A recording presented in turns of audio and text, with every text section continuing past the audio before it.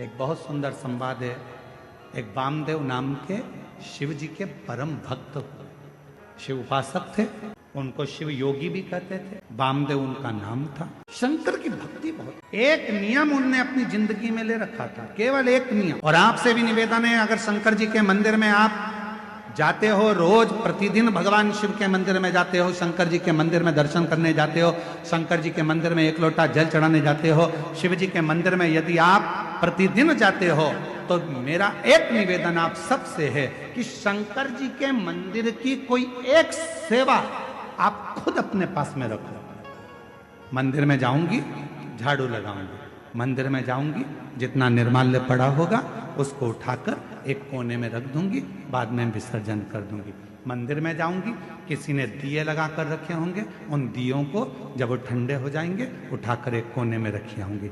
मंदिर में जाऊंगी, मंदिर के जितने लोटे हैं, बर्तन हैं, उनको मैं साफ कर दूं। मंदिर में जाऊंगी, बेलपत्र ले जाकर मंदिर में रख दूंगी, बाबा को चढ़ जाएगा। मंदिर में जाऊंगी, कहीं जाले लग रहे होंगे, झाड़ू उठाऊंगी, उस जाले को मैं साफ कर दूंगी, जिससे मेरी जिंदगी के सारे जाले समाप्त हो जाएं और मेरी जिंदगी भी अच्छी। एक नियम, जब हम हमारी जिंदगी में कोई एक नियम धारण करते हैं तो देवाधिदेव महादेव हमारी ओर अग्रसर होकर आते। वामदेव एक ऐसे शंकर भगवान के भक्त हुए, शिव के उपासक हुए, जिन्होंने शंकर भगवान पर ना जल चढ़ाया, ना शंकर भगवान पर बेल चढ़ाया, ना शंकर भगवान को प्रसाद चढ़ाया, ना शंकर भगवान को कोई वस्तु चढ़ाई। उस वामदेव शिव भक्त ने अगर कुछ चढ़ाया तो शंकर जी को रोज प्रतिदिन भस्म तैयार कर कर शिव जी को भस्म चढ़ाई। प्रतिदिन भस्म चढ़ाते, प्रतिदिन। आप सबको मालूम है ना भस्म कैसे बनाई जाती है? भस्म का नियम क्या है? अलोनी गोबरी। अलोनी गोबरी किसको कहते हैं? कंडा किसको कहते हैं? एक होता है गाय का गोबर लाए, हाथ से ऐसे ऐसे थाप कर उसका कंडा बना दिया, गोबरी बना, ठीक है? वो नहीं, गाय ने देसी जो हमारी वेद लक्षणा गाय होती है, देसी गाय होती है, उसका जो गोबर गिरता है वो गोबर अपने आप सूख जाए, वैसा कि वैसा ही, उसको हाथ लगाकर थापा ना जाए, सूख जाए। ऐसे ऐसे गोबर जंगल में बहुत मिले। उसको जलाकर अच्छा मुहूर्त देखकर फिर उसको गंगा जल छीट कर उसको जलाकर उसकी जो भस्म तैयार होती है उसको कपड़े से छान कर शिव नाम लेते हुए, शंकर का स्मरण करते हुए, जैसा जैसा शिव महापुराण में वर्णन है भस्म बनाने का, उसका स्मरण करते करते शिव नाम लेते लेते उसको तैयार करा। फिर उस भस्म को आप शिव जी को समर्पित कर सकते। उस भस्म को वापस लेकर आकर उस भस्म को अपने तन पर धारण कर सकते, त्रिपुंड लगा। वामदेव एक ऐसे शिव भक्त हुए जिन्होंने शंकर भगवान को कुछ नहीं चढ़ाया, केवल शंकर भगवान को भस्म चढ़ाया, केवल। और भस्म केवल बस। एक दिन क्रौंचारण्य पर्वत के नजदीक में क्रौंचारण्य वन में वो भ्रमण कर रहे, और वामदेव शिव भक्त जब क्रौंचारण्य वन प्रदेश में भ्रमण कर रहे थे, भ्रमण करते करते उन्होंने देखा कि शिवलिंग है सामने, भस्म तैयार करी। भस्म तैयार कर कर देवाधिदेव महादेव को चढ़ाकर उस भस्म को अपने तन पर धारण कर रहे थे, लगा रहे थे।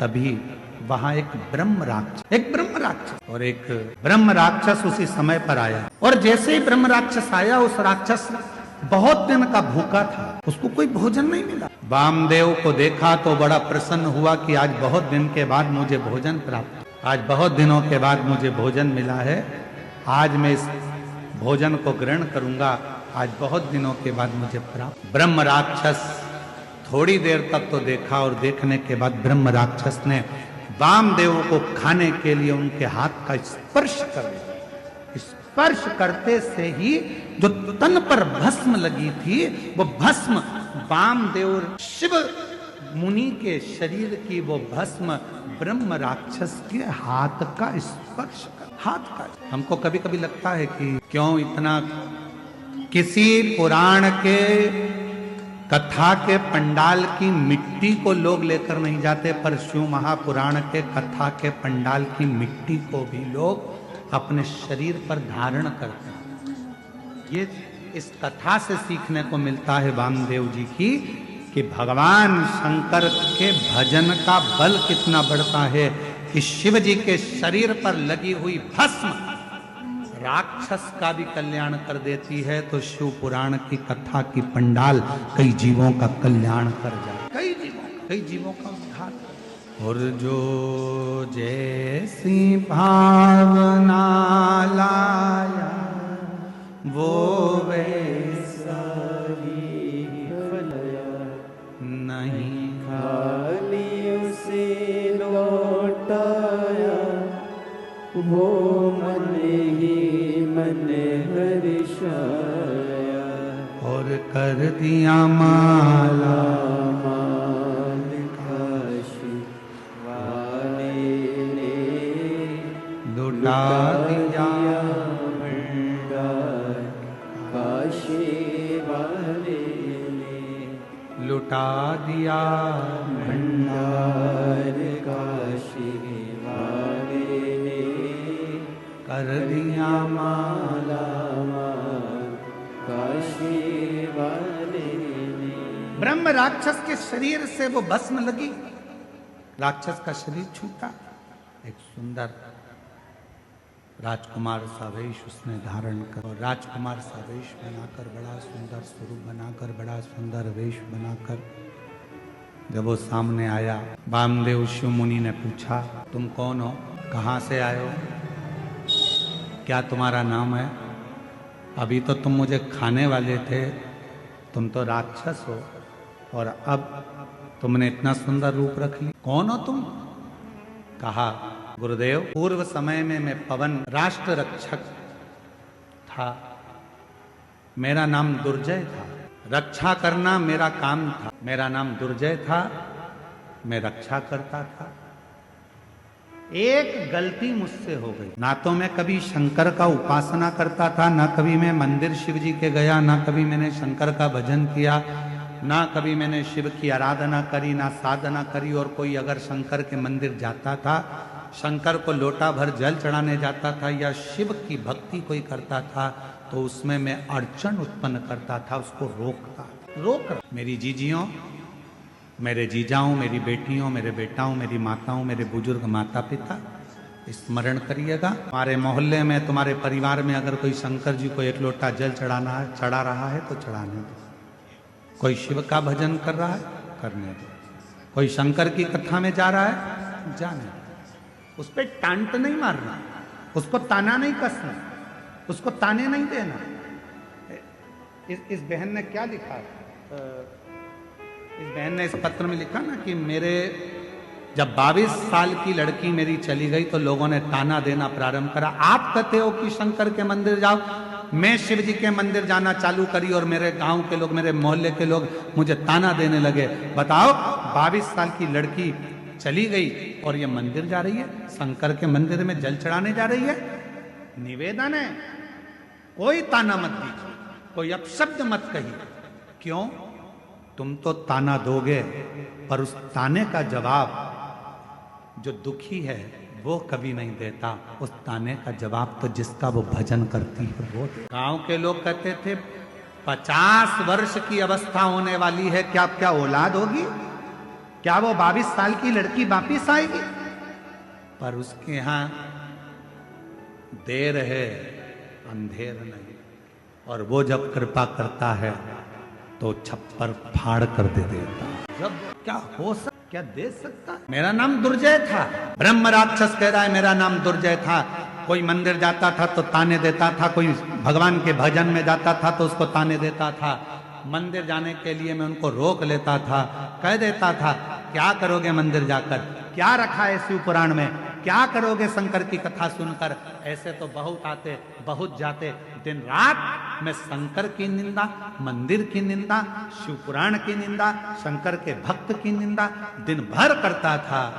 आखिरी में मेरे शरीर में एक रोग लग गया, और वो रोग इतना बढ़ता चले गया, एक रोग के साथ दूसरा रोग लग गया, दूसरे रोग के साथ तीसरा रोग लग गया। जो शिव की निंदा करता है, भगवान शंकर या भगवान शंकर के भक्त की अगर कोई निंदा करता है, शिव महापुराण की कोई निंदा करता है, आखिरी का उसका शरीर बहुत बेकार, इतना बुरा हो जाता है कि घर के लोग भगवान से प्रार्थना करते हैं कि इसको उठा लो, भुगत अब मत रखो। शिव निंदा, देव ऋषि नारद ने शंकर भगवान की निंदा करी, बंदर का मुख लगा। भगवान विष्णु ने शंकर जी की निंदा श्रवण करी, घोड़े का मुंह लगा। हयग्रीव अवतार हुआ। शिव की निंदा जो करता है आखिरी में उसको भोगना पड़ता है, भोगना ही पड़ता। आप कथा में नहीं जा सकते, मत जाओ। और किसी को ये मत कहो कि शिव पुराण सुनकर क्या करोगे, क्यों इनके चक्कर में पड़े हो, क्यों क्या करना, शंकर जी की कथा से क्या मतलब है, काय को जा रहे हो, क्या मतलब है, क्या रखा है शिव पुराण में, क्यों शंकर जी के मंदिर में एक लोटा जल चढ़ाना। शिव की निंदा करने वाले की गति आखिरी में ऐसी हो जाती है, ये हम नहीं कह रहे, ये दुर्जय की कथा वामदेव मुनि की कथा कह रही है। दुर्जय कह रहा है कि मैंने केवल एक काम करा, जो शिवालय जाता था उसको ताने देता था, जो कथा सुनता था उसको अपशब्द कहता था, लोगों को मंदिर देवालय शिवालय से दूर करता था, लोगों के हृदय में भगवान के प्रति बैर उत्पन्न करता था। मेरे शरीर में एक रोग हो गया, वो रोग ने मुझे घेर लिया, आखिरी में वो रोग बढ़ता चले गया और मेरे प्राण छूट गए, मर गए। सारे भोग भोगे मैंने, जितने नरक के सब भोगे मैंने, आखिरी में भी नरक कम पड़ गए मेरे भोग भुगताने में, तो मुझे राक्षस बनाकर जन्म दे दिया। और राक्षस बनकर मैं फिरता रहा। जब मैं राक्षस बनकर नीचे आ रहा था, उसी समय पर मुझे शंकर का गण नंदी मिला। और नंदी से मैंने पूछा कि मुझसे बहुत बड़ी गलती हो गई, मेरा प्रायश्चित क्या होगा, मेरा शरीर कैसे छूटेगा, मैं इस राक्षस की योनि से कैसे छूटूंगा। तो नंदी ने कहा था, यदि कोई शंकर का भक्त तन पर भस्म धारण कर कर जा रहा होगा, उसकी भस्म तेरे शरीर से लगेगी और उसी पल तुम मुक्त हो जाएगा, उसी पल। हमसे लोग कहते हैं गुरुजी, शिव महापुराण की कथा के पंडाल में जो लोग आते हैं वहां की मिट्टी को सिर से लगाते हैं, किसी को बीमारी होती है तो वहां लगा लेते हैं। आखिर इस मिट्टी में ऐसा है क्या? हम निवेदन करते हैं इस मिट्टी में कुछ नहीं है, पर इस मिट्टी में इतना जरूर है। इतने शिव भक्त एक साथ बैठकर जब अखंड जाप श्री शिवाय नमस्तुभ्यम बोलते हैं और भगवान की कथा का रस तत्व ग्रहण करते हैं, तो वो मिट्टी भी चंदन बन जाती है, भस्म बन जाती है।